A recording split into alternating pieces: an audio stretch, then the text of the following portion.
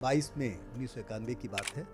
मैं एयरपोर्ट पे था और मेरे पास टेलीफोन आया विजय करण साहब का। उन्होंने कहा कि आमोद तुमको जाना है मद्रास, तब चेन्नई नहीं था, मद्रास था, और जो हत्या तुम जानते होगे राजीव गांधी के, फैसला हुआ है कि तुम उसके डीआईजी इन्वेस्टिगेशन होगे, तुम इस जांच टीम को लीड करोगे एक ढंग से, क्योंकि उस समय तक जो हमारे सीनियर कार्तिकेयन को अपॉइंट नहीं किया गया था, जो आईजी थे, मैं डीआईजी था। तो उसके बाद फिर कहा कि आप टीम की तैयारी करो।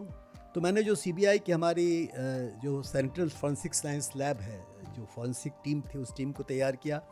क्योंकि तमिलनाडु का केस था, लिहाजा तमिल जानने वाले एक दो लोगों को साथ रखा, और फिर हमारी टीम तैयार हुई और मैं चल पड़ा, मैं पहुंच गया। और जब वहां मैं पहुंचा तो मैं इसकी चर्चा करता हूं कि चूँकि ये मेरे लिए नई जगह थी। इसके पहले बहुत साल पहले साउथ में मैं एसपी रहा पौंडीचेरी का।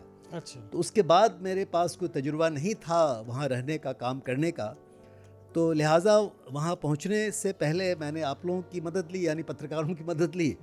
और जितने भी न्यूज़पेपर थे वहाँ, उन सारे न्यूज़पेपर को हमने अपनी टीम को कहा कि आप इसको पढ़ जाओ, और पढ़ने के बाद इसमें से तमाम बातें जो आपके सामने निकलती हैं निकाल के मुझे बताओ।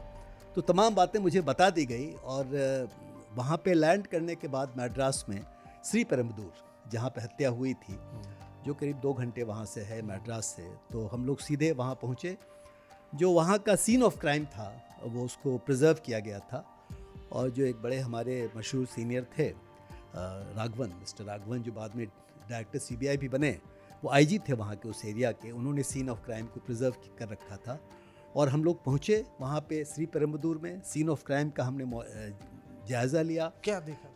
वही मैं कहना चाह रहा हूँ कि ये तो सारी स्थिति वैसे की वैसी ही थी। मतलब जो ब्लास्ट हुआ, जैसा होता है बॉम्ब ब्लास्ट, तो आपको पता है कि धानु जो एक तमिल टाइग्रेस थी, जिसकी अपनी कहानी थी कि क्यों उसने अपने आप को डाला इस स्थिति में।